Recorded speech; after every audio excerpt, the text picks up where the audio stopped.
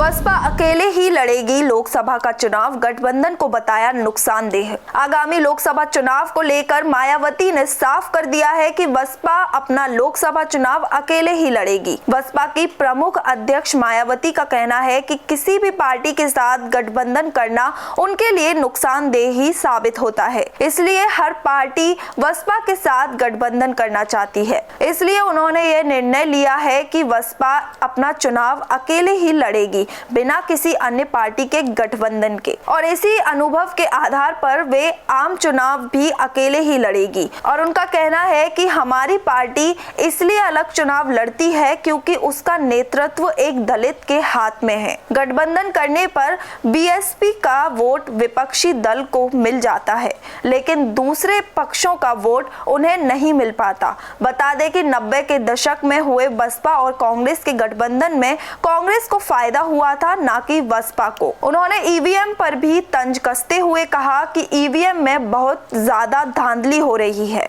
जिसका नुकसान बसपा को भुगतना पड़ता है। अब ईवीएम को लेकर कई सवाल उठने लगे हैं। हमें उम्मीद है कि जल्द ही ईवीएम पर रोक लगाई जाएगी।